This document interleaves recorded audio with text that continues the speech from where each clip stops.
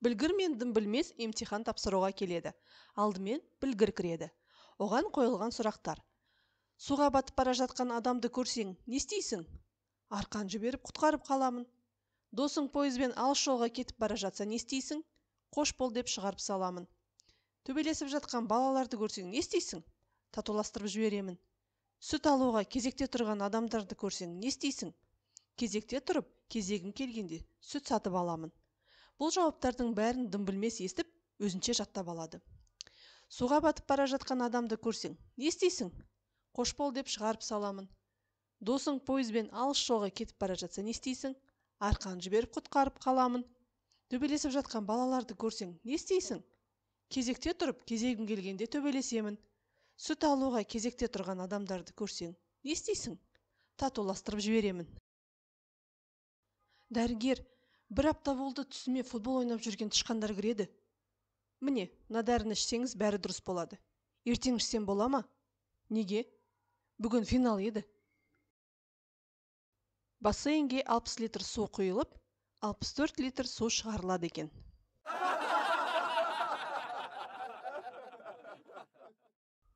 Баяғыда бір апамыз 7-ші күйеуге тиіп бара жатып, өстіп жүріп бұзылып кетпесем болды ғой, депті.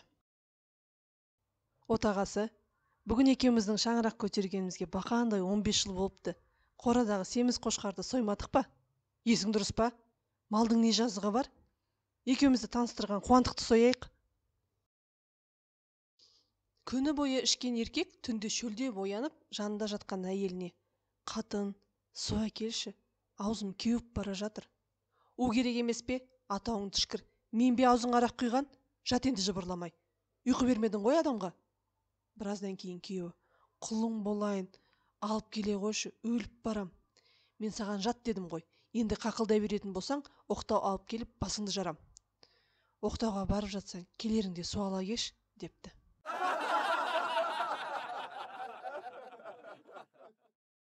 Кеше тойға барған едік, той болмады. Тым-тырыс өтті. Неге? Тойханада тегін Wi-Fi бар екен. Ағылшынның еврейден не айырмашылығы бар? Ағылшын қоштаспай кетіп қалады, ал еврей қоштасып алып кетпей тұрады. 3 талапкер тарих пәнінен емтихан тапсырып отыр. Біріншісі өгіз беріп қойған, екіншісі қой берген, үшіншісінің ештемесі жоқ. Біріншісіне: алғашқы атом бомбасы қай елде жарылды? Жапонияда. 5. Екіншісіне: алғашқы атом бомбасы қай елде жарылды? Жапонияда. Қай жылы? 1945 жылы. 5. Үшіншісіне: қай қалада? Хиросима. Қанша адам қайтыс болған? 294 мың. Қайтыс болғандардың атын атап шық.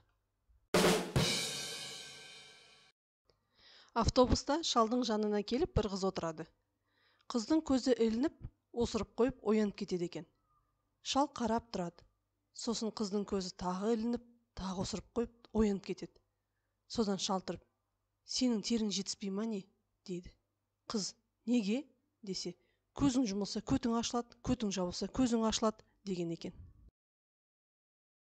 Аулада ойнап жүрген балалар бір-біріне әкелерінің өте жылдам екенін айтып мақтанып отырады. Біреуі: "Менің әкем садақ атса, нысанаға ұшқан жебеден бұрын жетіп барады", дейді. Екінші бала: "Сол да сөз боп па? Менің әкем тапанша атып, оқтан бұрын нысанаға жете алады", дейді. Сонда үшіншісі: "Ал менің әкем жұмыс уақыты 5-те біткенімен сағат 3-те үйде отырады", деген екен. Бір жігіт Алматыға әжесімен бірге Сайна көшесіне көшіп келіпті. Күнде кешке қарай балконнан әжесі екеуі қарап тұрғанда, далада жеңіл жүрісті әйелдер толып жүргенін көреді екен. Олар бір машина келе қалысымен сол машинаға бәрі жүгіреді екен. Сонда әжесі таң қалып сұрапты: "Ай балам-ау, ана қыздар бір машина келсе болды, неге бәрі соған жүгіреді?" деп. Немересі сасып қалып не айтарын білмей былай депті: "Әже, олардың жүгіретін себебі ана машинадағы адамдар кәмпит, печенье беріп кетеді", депті. Әжесі деп ойланып қалыпты. Ертеңінде немересі жұмысқа кетіпті. Сонда іші пысқан әже: "Кешке немерем келгенше далада жүріп қайтайын", деп далаға шығып кетіпті. Сол кезде бір машина келіп тоқтап, қыздардың бәрі сол машинаға жүгіріпті. Әже де қалмай сол машинаға қарай жүгіріпті. Сонда машинада отырған жігіт: "Ау әже, сізге не керек? Ұят емес пе?" депті. сонда әже айтыпты: не бопты сонша, тісім жоқ болса да соруға шамам жетеді депті.